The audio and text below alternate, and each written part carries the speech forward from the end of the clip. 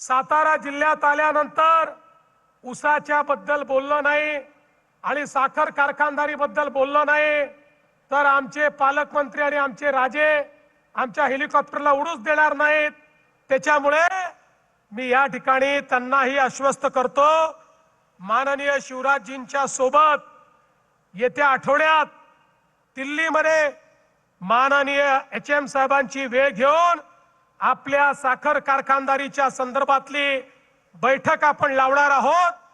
केंद्र सरकार आणि राज्य सरकार मिळून साखर कारखानदारी आणि ऊस उत्पादक शेतकरी यांच्यावरचं संकट हे देखील राज्य सरकार दूर करेल, हा विश्वास या निमित्ताने मी आपल्याला देतो। बंधू भगिनींनो, हे तुमचं सरकार आहे। या सरकारमध्ये शेतकऱ्यांचा विचार हा सर्वोपरी आहे। आम्ही या ठिकाणी या बजेटमध्ये निर्णय केला शेतकऱ्यांना कर्जमाफी देण्याचा, त्याची तयारी आमची सुरू आहे। 30 जून पूर्वी आमच्या शेतकऱ्यांना कर्जमाफी आम्ही देणार आहोत आणि त्यासोबत ज्या शेतकऱ्यांनी प्रामाणिकपणे कर्ज भरलं त्यांना प्रोत्साहनपर राशी देखील आमच्या सरकारच्या माध्यमातून देणार आहोत।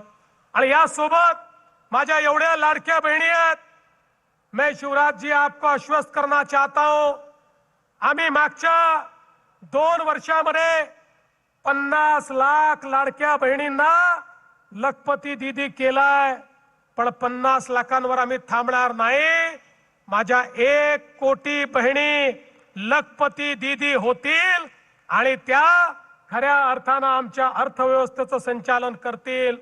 आणि खरं म्हणजे मोदीजींनी हे ओळखलं, 5 ट्रिलियनची अर्थव्यवस्था करायची असेल तर केवळ भावांच्या भरोश्यावर होऊ शकत नाही, ती करायची असेल तर बहिणींनाच या ठिकाणी अर्थव्यवस्थेमध्ये आणावं लागेल। आणि आता बहिणी उतरल्या तर 5 ट्रिलियनची अर्थव्यवस्था देशाची पूर्ण झाल्याशिवाय राहणार नाही, हा विश्वास देखील मी व्यक्त करतो। बंधू भगिनींनो, आज जगामध्ये मोठं संकट आहे। या संकटाच्या काळामध्ये मोदीजींनी काही अपेक्षा आपल्याकडनं व्यक्त केलेल्या आहेत। जसं आम्ही सांगितलं, हा येत्या 6 महिन्यातला आमचा शेवटचा मोठा कार्यक्रम असेल। आता मोठ्या कार्यक्रमांचं आयोजन आम्ही करणार नाही। बंधू भगिनींनो, लक्षात घ्या, मोदीजी या ठिकाणी जे सांगतायत ते देशहिताकरता सांगतायत। आज आपण जर बघितलं तर जगभरामध्ये इंधनाच्या किमतीत किती वाढ झाली। अमेरिकेमध्ये 51% वाढ आहे, ब्रिटनमध्ये 22% वाढ आहे, फ्रान्समध्ये 25% वाढ आहे, जपानमध्ये 35% वाढ आहे, जर्मनीत 27% वाढ आहे, इस्रायलमध्ये 30% वाढ आहे, दक्षिण कोरियात 30% वाढ आहे, इटलीमध्ये 30% वाढ आहे, सिंगापूरमध्ये 30% वाढ आहे, पाकिस्तान सारख्या देशात 200% वाढ आहे। आणि आमच्याकडे मात्र मोदीजींनी मात्र 3.5% वाढ या ठिकाणी केलेली आहे।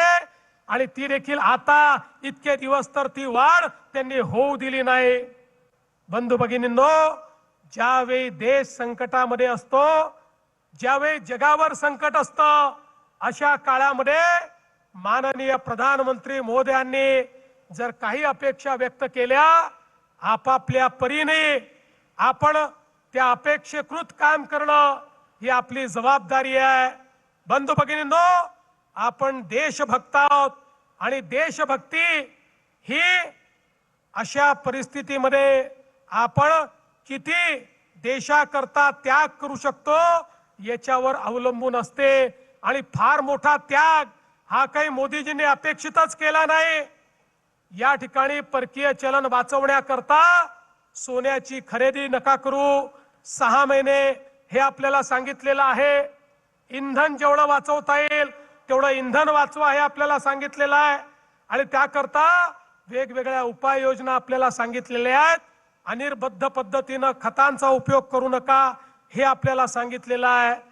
या सगळ्या गोष्टी या करण्यासारख्या आहेत। आपण हे करू शकतो, केवळ 6 महिने करायचं आहे। 6 महिन्यामध्ये विश्वाची घडी चांगली झाली की या सगळ्या गोष्टी करण्याची आवश्यकता आपल्याला पडणार नाही। मला विश्वास आहे प्रत्येक देशभक्त भारतीय आणि हा महाराष्ट्र तर छत्रपती शिवरायांचा महाराष्ट्र आहे, ज्या महाराष्ट्रामध्ये छत्रपती शिवरायांनी सांगितल्यानंतर आपला जीव देण्याकरता देखील त्या ठिकाणी आमचे मावळे तयार राहत होते। अशा या महाराष्ट्रामध्ये आपापल्या परीनं जे जे शक्य आहे ते करण्याचा प्रयत्न आपण सगळे मिळून करूया, हा विश्वास व्यक्त करतो। पुन्हा एकदा